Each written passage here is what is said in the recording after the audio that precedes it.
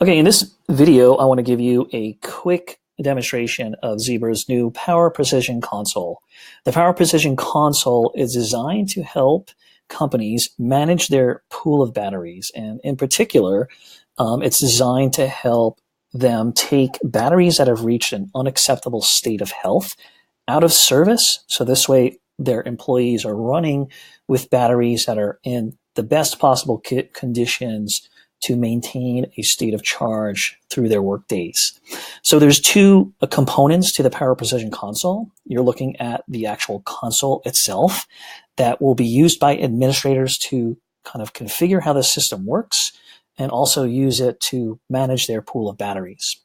And on the device side, there's a Power Precision client that would get installed on the device through an MDM or manually, what have you. And then it's configured to communicate with the Power Precision console, whether that console is available on the internet or on premise. As long as the device can see that particular server, it will then start communicating and reporting information. So what happens is the device will report information up to the Power Precision console based on how it's configured. And there are several data collection triggers so that you can collect information based on certain events. Maybe every time the battery is inserted, you want to capture the battery information, or by default, it kind of reports in periodically. Once a day is probably sufficient. The state of health is something that's going to deplete over a long period of time based on its usage as well. So it's really going to depend. So this is something that you set up and you're going to use, over the course of possibly several months or even into the years category. So as the device is communicating, it's reporting in battery information. And this is particularly for Power Precision Plus batteries. Power Precision Plus batteries have a built-in state of health to report and monitor the battery conditions. And what we're simply doing is providing a way for administrators to see kind of like three states of health. One is it's in great condition. One, it's reaching its end of life. It's kind of a warning scenario. And the other is when it's reached its end of life and it really should be taken out of service. So how is this determined? Well, there are configurable settings for the administrator to use to determine if it's going to be nearing end of life or if it has reached its end of life. We've kind of given a guide to what these values should mean, but it all is going to depend on how they're using their devices in various conditions. So what they'll do is they'll set this up initially, and then they can tweak it based on their scenarios and determine if those numbers are good. Okay. So in this case, we have several batteries. We have 11 connected to this system. Unfortunately, none of them are in a bad state of health. They're all kind of 100%, but we'll still kind of go through the motions and show you how this works. And essentially what would happen is an administrator would come in here and monitor their pool of batteries every so often. They could probably mostly, they would filter the list so they can see just the red batteries or the yellow batteries. Unfortunately, they're all green right now, but we provide some easy ways for them to kind of, reduce the number of batteries that are shown based on different conditions. They can search for particular batteries, whether they're looking for certain ones that may have or were manufactured at a certain date. Maybe they have a policy for taking batteries out of service every 5-10 years, whatever. They can do that. They can also group batteries to be kind of grouped together based on maybe when they ordered them, or maybe by location, by just a customized tag ability. So they can kind of tag things the way they want and group them so that they can manage their batteries efficiently. We're tracking battery analytics information. So over time, you kind of see the battery charge and you see the state of health. And, over time, you might see the state of health, kind of drop all of a sudden, right? And that's where you would want to monitor things. So this kind of graph shows you the state of health versus state of charge. And you see some history over time as well to see how the battery has been performing in different conditions that have caused the change in scenario. So let's go back to the battery listing page, and we'll actually pretend and set up a device to go out of service, or a battery to be taken out of service, and I'll show you that in a moment.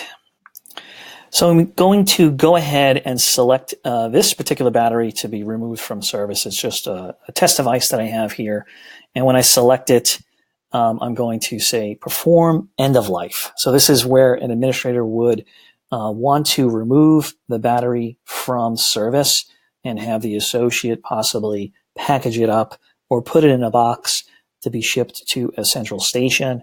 That all depends on their policies.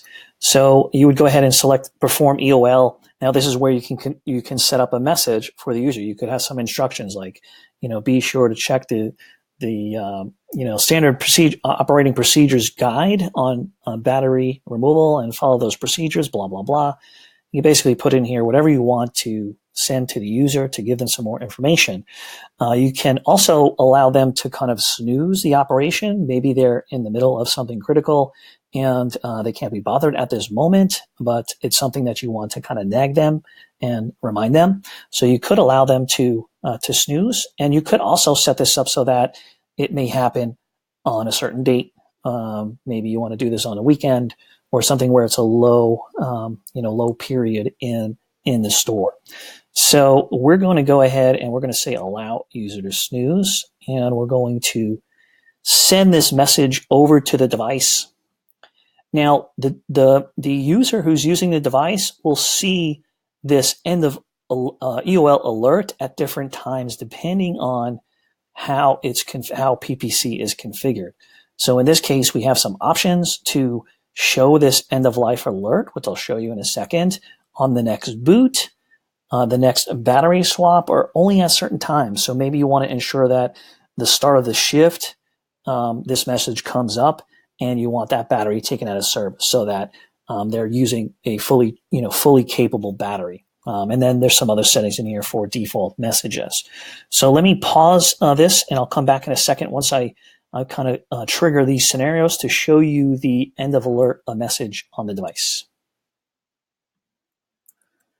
Okay, so now I have triggered, basically did a battery swap, and actually I did a reboot to trigger this condition to happen.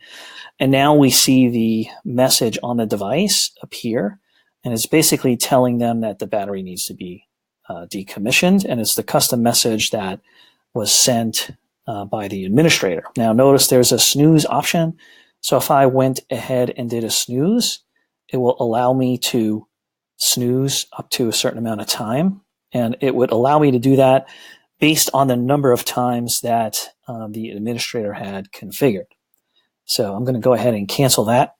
Now, what's unique about this is this nag message, you can see it kind of sits on top, and I can't kind of get to other applications, and it will follow the battery. So if I take this battery out and don't send it back to the central processing center for decommissioning and put it in another device, the message will then appear, as long as the Power Precision console is also installed, client is also installed on that device as well. If I go ahead and issue, if I follow the procedure, I would, hit the battery swap, which conveniently launches the battery swap application, and then it allows them to swap out the battery to another battery that is performing better. Okay, and once it's completed that scenario, then the battery is basically decommissioned, and it's taken out of service. The battery would then appear in the decommission tab, and the administrator will be able to see all the batteries that have been decommissioned. If for some reason it needs to go back into service, they can simply select it and undo the decommissioning. So you're never in a state where you're totally locked out. It's up to the ability for the administrator to control this. They also could manually add batteries if they wanted to. So if they're just had a shipment of batteries and they're sitting in boxes, they can go ahead and manually add the batteries so they're all ready to go. Otherwise, the batteries will automatically register as long as they're placed into a device. This will always show the last device that it was connected to. So hopefully that will help the administrator find the physical device and the physical battery for decommissioning. There are a few other settings in here that we talked about in terms of automatic EOL. This is where you could essentially have this happen automatically. So right now, I just demonstrated kind of a more of a manual procedure, but if they wanted to turn on automatic EOL, they could come in here and check this box, and basically all of these messages and default behaviors will be done once batteries reach this threshold. So it's basically kind of a set it up once and forget it, and then it would essentially happen automatically without the administrator being involved.